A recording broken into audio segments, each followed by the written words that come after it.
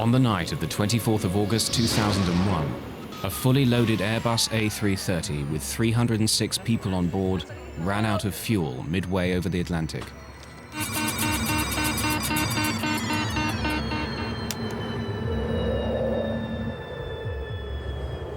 How could a state-of-the-art computerized airliner suffer such a catastrophic failure? Mayday, mayday, mayday. We have lost both engines due to fuel starvation. We are gliding now.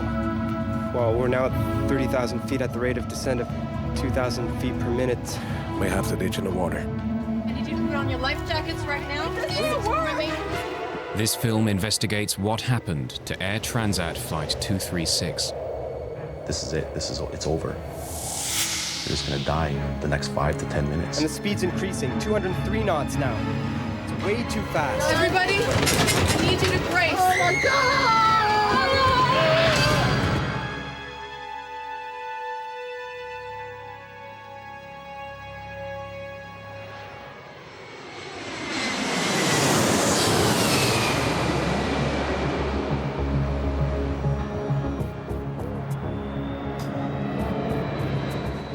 August the 23rd, 2001.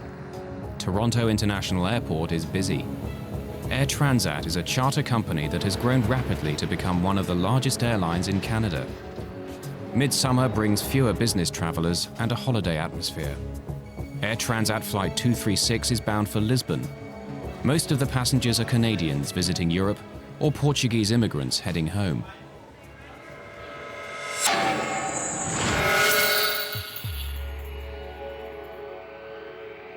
The plane, a twin-engined Airbus A330, is being flown by a young co-pilot, Dirk DeJager, and an experienced captain, Robert Piché.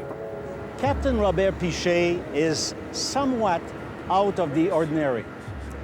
Captain Piché, from the moment he gets his wing, he gets to learn how to fly in the north of the province of Quebec, where the conditions occasionally are very severe.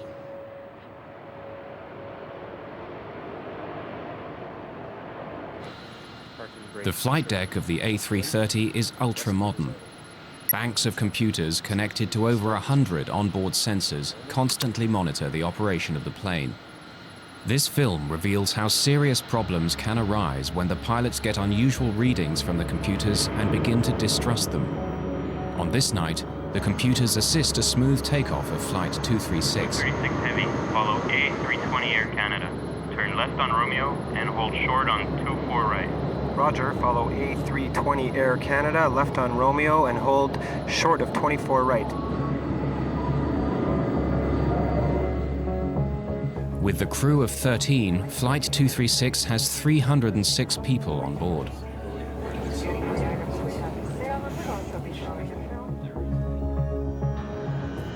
Transat 236 Heavy, cleared for takeoff. 240 at 8, cleared for takeoff, 24 right, Transat 236 Heavy. At 10 minutes past 8, the Airbus A330, loaded with over 47 tons of fuel, left Toronto for Lisbon. V1, rotate.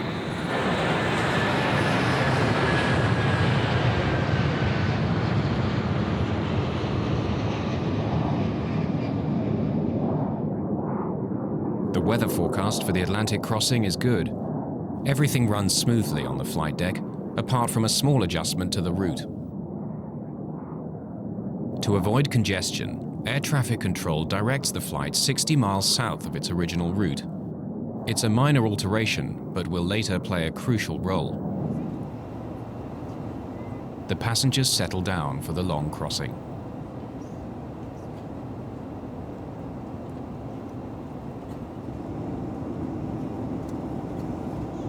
Everything appeared quite normal, and in fact, I had traveled on Air Transat previously and found it not to be very good, and was surprised by the quality of the flight, that it was on time, the plane was newer, and we thought generally it was much better than we had expected it would be. We're getting to our next checkpoint. Every 30 minutes across the Atlantic, the crew check their position and their fuel consumption against their flight plan. 0.2 tons on the right, 11.2 tons on the left. Despite the computerized systems, some procedures like checking the fuel on board still need to be done by hand. 0.2 tons. By comparing the amount of fuel in the tanks with the amount they started with, the pilots can keep an eye on the fuel consumption. Fuel check complete. Levels normal for the distance flown. All right. For the first 5 hours, everything is routine. The flight crew, Air Transat, and accident investigators have all declined to be interviewed about what happened next.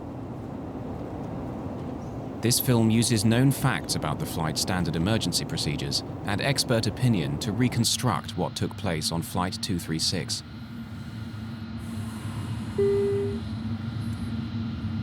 Look, we're getting a warning signal. Oil temp low and oil pressure high on number 2. What the... This warning is the first step in the crisis. Oil pressure is within normal limits on number 1. Number 2 is slightly high. Look in the QRH for more information. The computer display reveals that the oil temperature is low in engine number 2, but the oil pressure is high. It was a very unusual reading.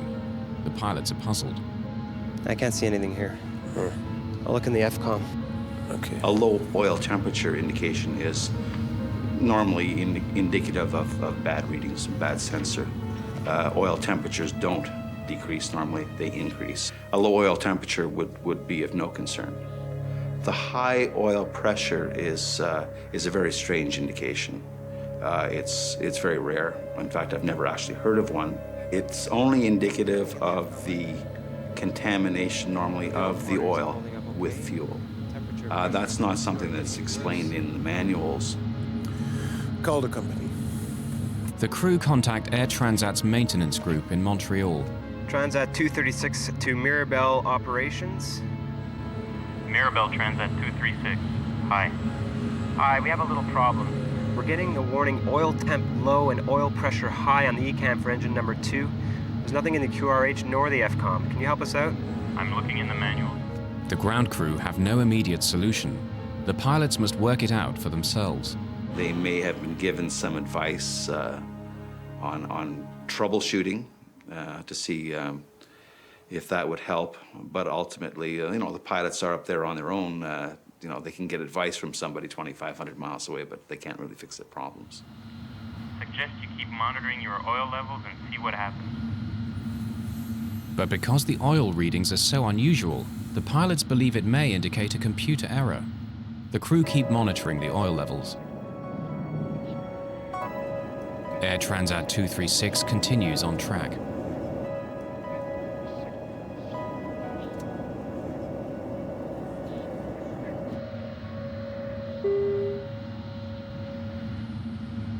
Then, 20 minutes later, a new warning. Fuel imbalance warning. Haven't seen that before. Follow all ECAM action. I have air traffic control. In the Airbus A330, most of the fuel is in large tanks on the wings. The computer has now detected that the fuel level on the right is significantly lower than the level on the left. The crew consults the Airbus flight manual, which recommends transferring fuel through a special cross-feed valve. Fuel will then flow from one tank to the other. But before opening the cross-feed, the pilots must be sure that the fuel imbalance is not caused by a more serious problem, such as a fuel leak. Last fuel check was only 15 minutes ago and it was okay. No indication of a fuel leak. Keep going. Wing crossfeed. On. On.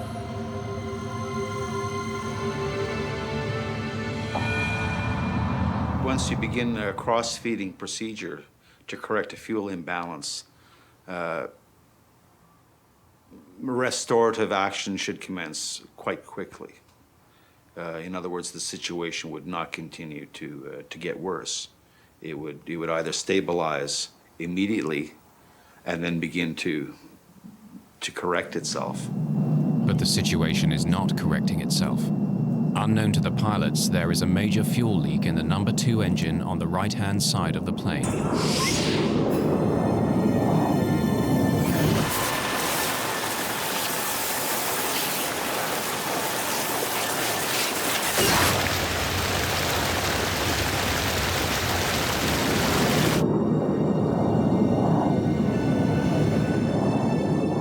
Flight 236 is some 300 kilometers from the nearest land in the mid-Atlantic.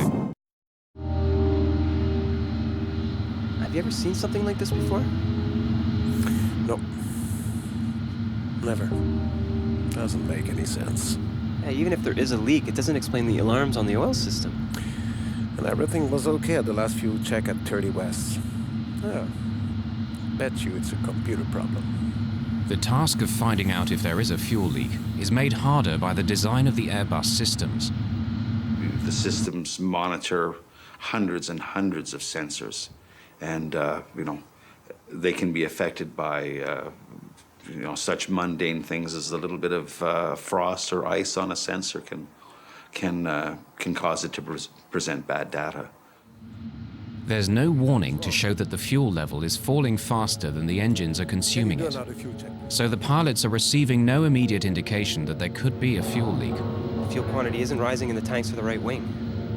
Check fuel quantity. Looks very low. Hold on. When co-pilot DeJager carries out the calculations, he discovers there's something seriously wrong. It's much less fuel than we should have. It looks like a fuel leak. Check again. DeJager finds a disturbing difference.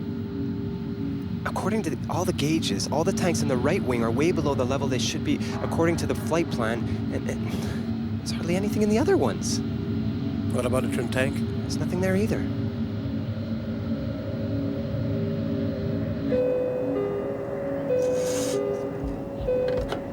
Yes? Hello, First Officer here. Can you come to the cockpit, please? Sure.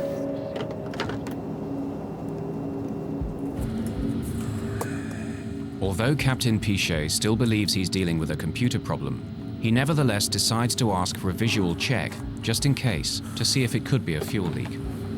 Captain? Hi. Can you and Karen take some flashlights and go to the windows if you can see anything trailing back from the wings? It'll look like a mist or a stream, and report back immediately. Okay. Dirk, I want you to do another complete fuel check, please.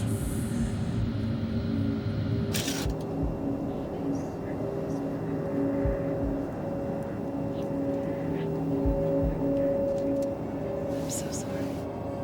In daylight, the fuel pouring out of the back of the wing would have been clearly visible. But in the dead of night, even with a torch, the fuel leaking from the engine is impossible to see.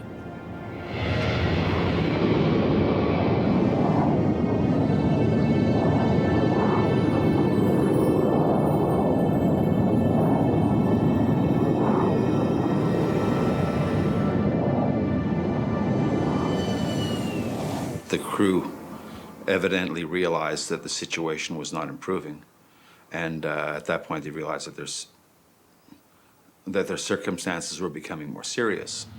And I think that there were probably some discussions took place between the two pilots as to what their next course of action should be. If the computer is correct, then with the amount of fuel remaining, the Airbus will no longer be able to make it to Lisbon. Captain Piché is forced to divert the flight. We've got to divert. Get on to Oceanic Control. Where's the nearest airfield? Transat 236 Heavy Santa Maria Control, can you advise nearest airfield? We have a possible fuel problem.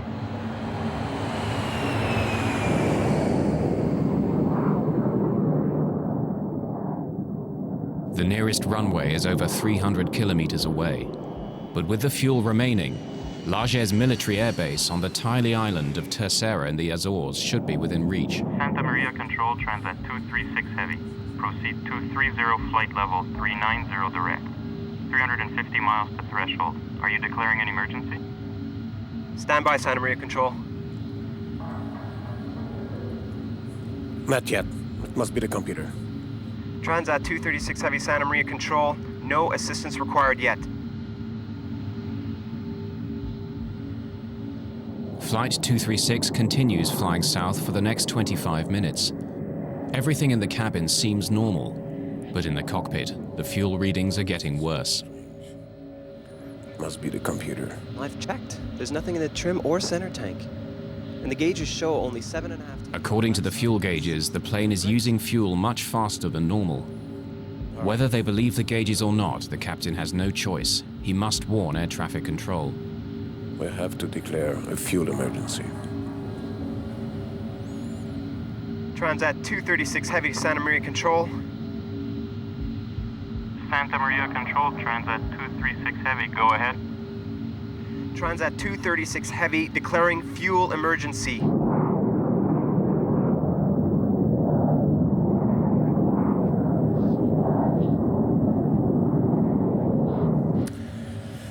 I really hope it's a computer bug, because if we land in the Azores with half a plane full of fuel, they'll crucify us.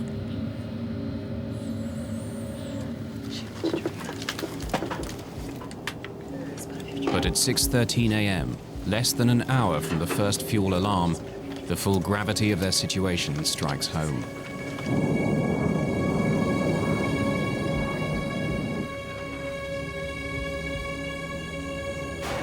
The right-hand engine runs out of fuel and cuts out. We're losing engine number 2. I don't believe this. Okay, maximum thrust on number 1. What's going on? Yes, what's The happening? lights started flickering on and off, which I thought was kind of odd, strange. On one engine, the Airbus will not fly at 39,000 feet. They must descend quickly. Try to transfer fuel from center tank and the trim tank. Transferring. Fuel quantities reaching 0. This can't be. We're not gonna go completely dry on this airplane. All right. We can't stay at 39,000 feet with just one engine. We'll descend to 33,000 to control our speed. 236 to Lajes Tower. We have lost one engine. Engine flame out. Roger, Transat 236. We can see you on primary radar. You are at 135 nautical miles from Lajes Field. We are 135 nautical miles from Lajes Field. For the next 10 minutes, the stricken Airbus continues on its remaining engine. The pilots still believe that the computer may be partly faulty and that they may make it to Lajes with fuel to spare. At the end, might be all right. Fuel gauge is falling fast, though. It's nearly hitting 0.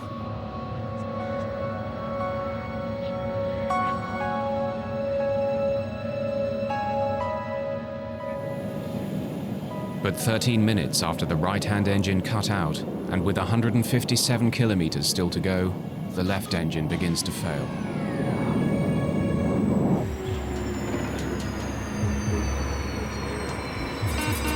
We're losing number 1.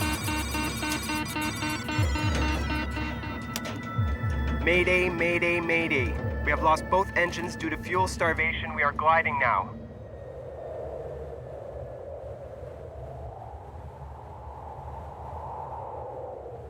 One of the most sophisticated airliners of the modern era, carrying 306 passengers and crew, is now nothing more than a giant glider drifting steadily down towards the ocean. List of functions we've lost. We have no more stabilizer. Blue and yellow hydraulic. No ADR 2 and 3. No anti-skid. No reversers. Rudder trim. Radio HF 1 and 2. With the loss of both engines, we have no electrical system. If the engines aren't running, the generators aren't running. So there's no power on the airplane. There is a small device, it's called a ram air turbine. It will deploy from underneath the fuselage near the wing fairing, and it's a small propeller that deploys out the bottom of the fuselage and it spins in the wind. And that small propeller will provide very limited electrical and hydraulic systems to run the aircraft. In other words, although it's a glider, at least it's a controllable glider. Calculate how far we can go with our glide angle, will you? Well, we're now at 30,000 feet at the rate of descent of 2,000 feet per minute. We can hang on for 14 or 15 minutes. What? I don't want to die on our honeymoon. I was just trying to calm her down, like try and reassure her that everything would be okay. It's a very big struggle to stay calm when you're considering your own death. Without power, the plane loses 1,000 feet in height for every 5 kilometers it travels forward. They can reach the Azores, but if the pilots make a mistake, They may face a forced landing in the water. We have to ditch in the water.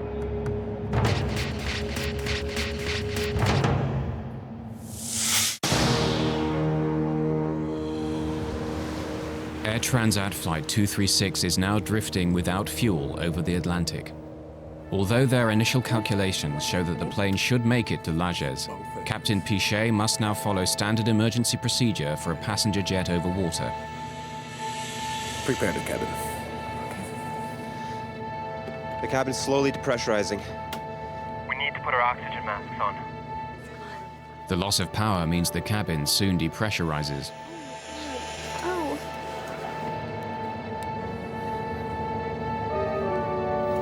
Everybody, please, I need your attention. We're preparing to ditch the plane. I need you to put on your life jackets right now.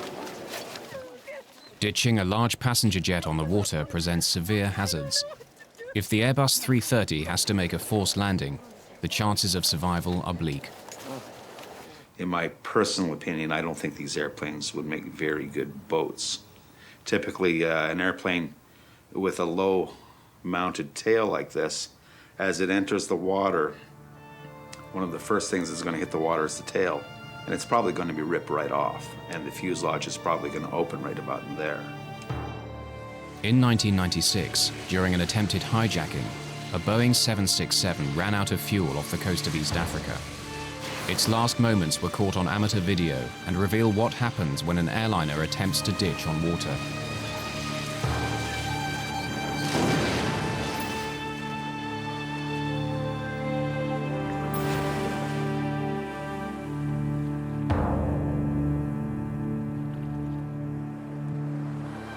Of the 175 people on board the Ethiopian Airways jet, only 50 survived.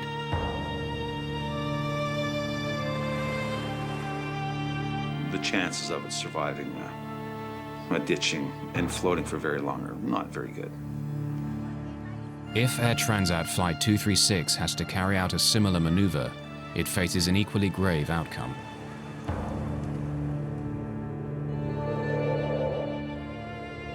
With over 100 kilometers before they reach the Azores, the pilots face a long and difficult maneuver. They need to keep the plane gliding for more than 15 minutes to reach the Azores.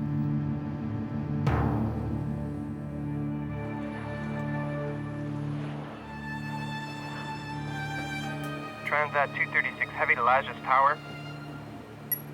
Lajes Tower receiving Transat 236 Heavy. Do you have us On radar, Transat 236. We have you on primary radar. Confirm you're at 80 miles out. Your heading is good. Transat 236 Heavy Lajes Tower? We are trying to make the runway. Please Describe runway, heading, and length. Lajes Tower, Transat 236 Heavy. Runway is 33 and 10,865 feet long. Airport dead ahead on your present heading. Please advise when you have it in sight. Transat 236 Heavy. We cannot see the airport. We will tell you when we can.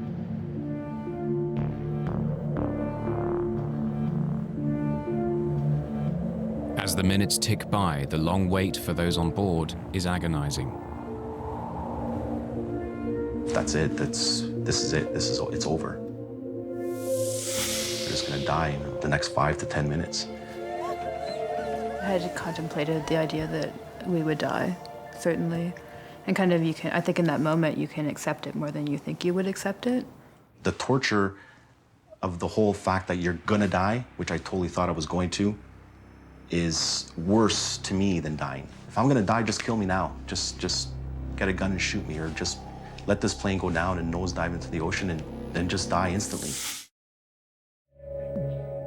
On the ground, emergency services prepare for the crash landing of a fully loaded airliner.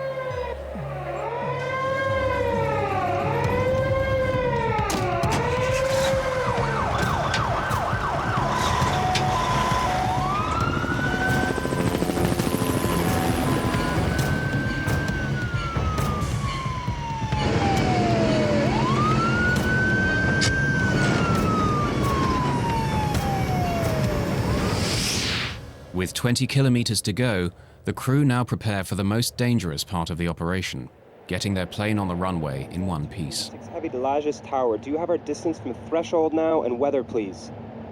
Roger, Transat 236 Heavy. You are 8 miles out according to primary radar. Airspeed 280 knots according to our readings.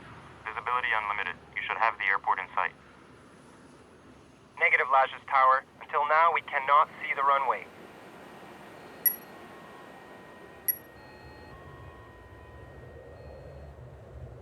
There's no room for error.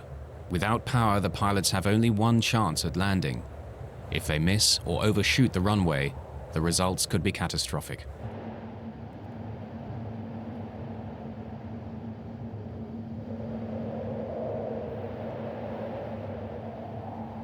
I got it. Just to the right.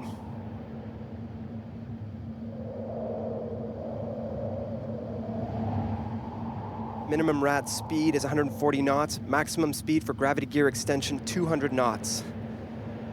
I'm not lowering the gear until the last minute, okay? Okay. The crew struggle to lose height and speed for landing. Roger, Lajes. 6 nautical miles. Let's open the slats. It'll slow us down a bit. Slats out and locked. As they approach the runway, their speed increases dangerously. Too fast and they could run off the end of the runway. Lower the gear. Hold on. Speed is about 200. All right. I stabilize the speed. Can you give me a landing speed, please? No engine, no flaps. Ideal approach speed is 170 knots. We're too fast. Yes. But the runway is very long.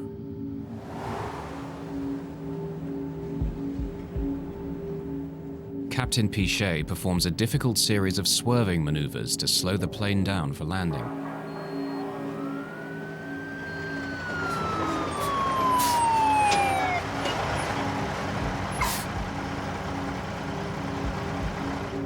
The crew line up the giant Airbus for the final approach.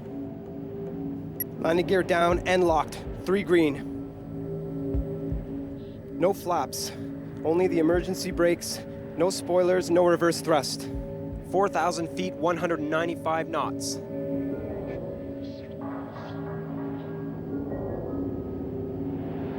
"3,000 feet, 197 knots.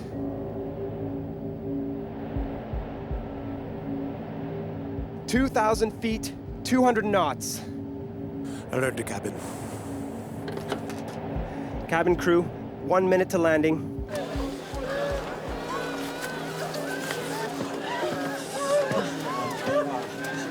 Hang on. Vertical speed at 3,000 feet per minute. We're going way too fast. And the speed's increasing, 203 knots now. It's way too fast. 1,000 feet, 201 knots. I'll try to get the nose up. We'll ride fast. But even if the crew can get the Airbus on the runway, they face a further problem. Without engines, the normal procedures for braking are severely restricted. Just a few hundred meters from the runway, the danger is far from over.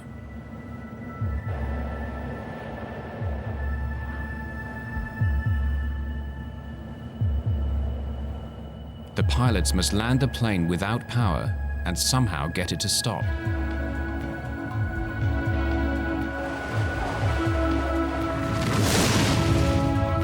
Everybody, I need you to brace.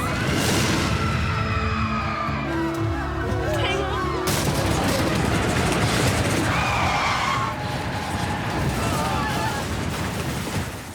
The Airbus lands hard at high speed. Tires have blown! Captain Piché tries to hold the nose down.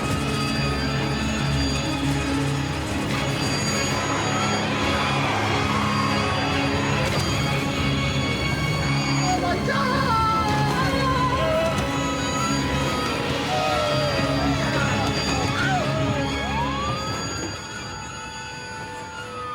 After bursting 8 tires, the plane finally stops in the middle of the runway.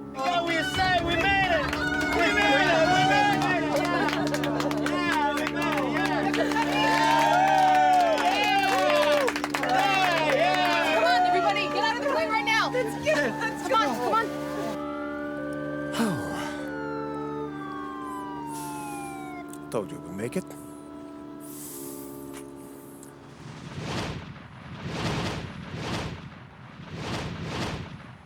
I just wanted to get out of this airplane quickly. I jumped, I hit the ground hard. I don't think my rear end actually even touched the chute at all. I didn't slide down the slide. I ran down it. And they're just, get out, get out, get out. So you're just running out of this aircraft. What in God's name just happened? I fell down to the ground, literally, and I started crying. I mean, once you're off the plane and you're evacuated, you want to know what happened.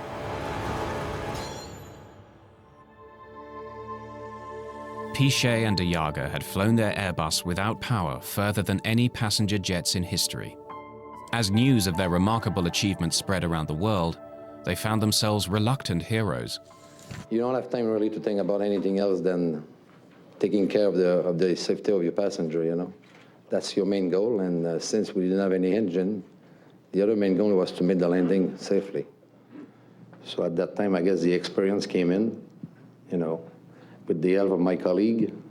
That's why we made a successful landing. You train for the worst, but you never know how you'll deal with situations like this. And reflecting afterwards, I feel we dealt in the most professional and complete manner we could. A feeling of being grateful to see all the passengers were okay. You know, something like this happen, you never know what is going to happen really. I mean, you start not to believe it. I mean, makes no sense that a big jet with 2 engines has no more power with 300 people on board, you know. But although the public story was of success, disturbing questions remained. Why had a highly sophisticated airliner run out of fuel? What exactly had happened to Flight 236? Away from the cameras, an accident investigation began immediately by the Portuguese, Canadian, and French transport authorities. Initial checks quickly confirmed that all the fuel tanks of the Airbus were indeed empty. But to lose more than 17 tons of fuel in such a short space of time meant they had a major leak. The question was where? Engineers examined the fuel system, searching for faults in the tanks and the fuel lines. It wasn't long before they found what they were looking for, just behind the right engine. In this particular case, you had a hydraulic tube that's relatively small by comparison to the larger fuel tube. And the hydraulic tube, due possibly to pulsations in the hydraulic system, were abrading against the larger tube. And eventually the larger tube had a leak in it, and the leak, or not the leak itself, but the hole eventually possibly led into a fracture of the tube, allowing this massive fuel flow outside of the engine. Investigators began checking into Air Transat maintenance records. They discovered that on the 19th of August, 5 days before the flight, Air Transat had removed the right engine for maintenance and installed a replacement unit sent by Rolls-Royce. But as they analyzed the repair logs for the engine, they uncovered a shocking mistake. This was not a case of faulty design, but of faulty maintenance. Rolls-Royce had supplied the engine without a hydraulic pump assembly. To overcome this, Transat mechanics had used the parts from an older engine, but it didn't fit properly, and the pipes had been rubbing together for 5 days, until midway over the Atlantic, when one finally broke. The engine was delivered minus these 2 tubes and a bracket. That the purpose of that bracket was to maintain adequate clearance. So if they took the bracket off the old engine and put it on the new engine, is that the pipes would be locked together so that they could possibly abrade. As investigators questioned Air Transat mechanics, they found more disturbing evidence of malpractice. The chief mechanic testified that he'd been concerned about the substitution of another hydraulic assembly. 5 days before the accident, he raised his concern with his superior. The company decided that the aircraft must go back into service and could not wait for the missing parts. He should go ahead with the substitution. The replacement parts only differed from the correct ones by a few millimeters. but it was a difference that nearly cost 306 lives.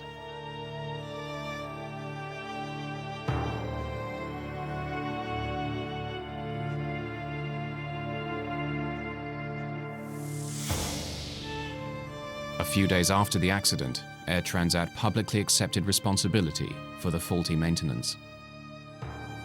We have to realize that there was a small mistake made in terms of changing the pump. We installed it, but then some pipes, so to speak, were needed to be connected to the pump, and there was a mismatch. The immediate consequences for Air Transat in that event was that they got to pay a fine of $250,000, which was the highest ever in Canada, for an error that could have been prevented. How someone that is supposed to be qualified in their job can put the wrong part onto an engine and risk 300 people's lives is beyond me.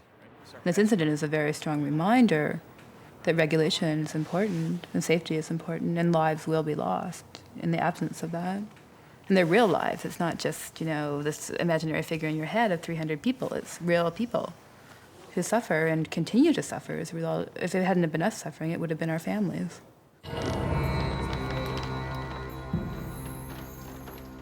This was by no means the end of the story. Investigators now turned their attention to the cockpit itself. And what role did the crew play in the events of August the 24th? Could they have done more to avert the crisis? Key questions remained unanswered. Questions about what had happened on the flight deck.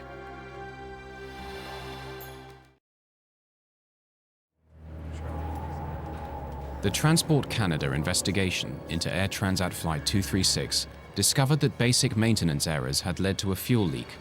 Air Transat accepted responsibility and were heavily fined. But the focus now turned on the flight deck and the performance of the crew. What part did they play in the fuel loss? Wing crossfeed. On. On. When the crew opened the crossfeed valve to transfer fuel from the left wing tank to the right, they lost 17 tons of fuel in less than 30 minutes. Yet they failed to close the crossfeed valve to prevent further loss. We have lost both engines due to fuel starvation. We are gliding now. In the days after the incident, Captain Piché and Dirk DeJager were called before the inquiry and asked in detail about their decisions and actions.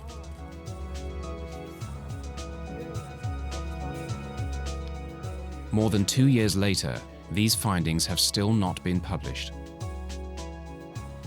What follows are possible explanations for the course of events that night, based on known facts and expert opinion. Oil temp low and oil pressure high on number 2. The warnings of high oil pressure and low oil temperature from the number 2 engine on the right wing would not have led the pilots to suspect that there was already a major fuel leak. The indications that were being presented with respect to the oil system would probably not give the crew any indications. They may have questioned what was causing the erroneous or strange indications, but there's nothing certainly in my mind or their training, I think, that would have triggered them to suspect that a fuel system might be involved. Bet you it's a computer problem. But although the pilots thought they had a computer error, the oil warnings were actually correct and were the first indication of a much more serious problem. Fuel imbalance warning. Haven't seen that before. When the fuel imbalance warning came up 20 minutes later, showing less fuel in the right wing than the left, it seemed unconnected with the oil alarms. This could have reinforced Captain Piché's idea that he was facing a series of computer errors. Do not apply this procedure if a fuel leak is suspected. Despite his doubts, Piché was obliged to follow Airbus procedure to correct the imbalance. He opened the crossfeed valve. Wing crossfeed. On.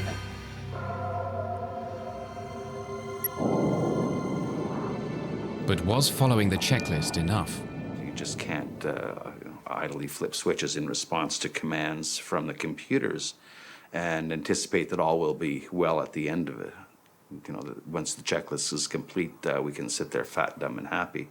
That's not the case at all. You know, you got to keep second guessing it. You know, is that right? Did we do the right checklist? Have we got the results that we need? Once the pilots calculated the high rate of fuel loss, they should have suspected a fuel leak. Transat 236 Heavy declaring fuel emergency. We are diverting. By the time they had confirmed the leak, their options were severely limited.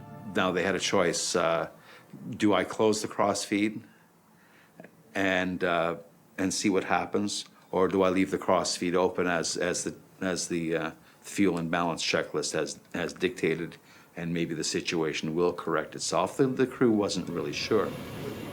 Captain Piché believed for a long time he was facing a computer error. It was only when the engine stopped that he had to accept that the fuel leak was genuine. The technological complexity of modern aircraft can help to make them safer and more reliable.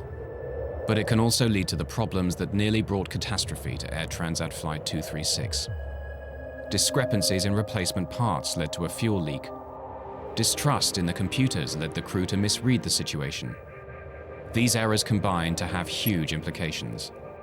Only because air traffic control initially sent the plane 60 miles south to avoid congestion was Flight 236 close enough to the Azores when the crisis struck. Otherwise, it would have had to ditch in the ocean. The investigation remains unpublished. Airbus blames the pilots for mishandling the fuel leak. Robert Piché and Dirk DeJager continue to fly with Air Transat. In August 2002, they received one of the highest honors of the Airline Pilots Association for the longest glide ever accomplished in a passenger airliner. After the accident, Airbus modified its checklist in the event of fuel imbalance. From now on, the computer checks all the fuel levels on board against the flight plan. It now gives a clear warning if more fuel is being lost than the engines can consume.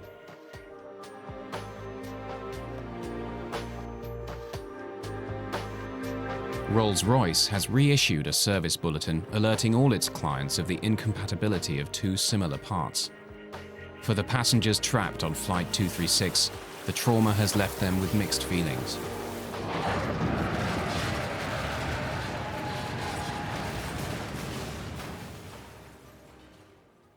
Whatever the circumstances are, the pressure that he was under is tremendous. He got that plane down safely, only blew out 8 of the 12 tires, and saved 300 people.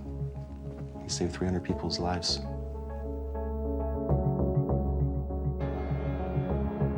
Captain Piché saved our lives, and whether or not he made an error, or if there was a failure of a computer, it doesn't really matter because we're alive.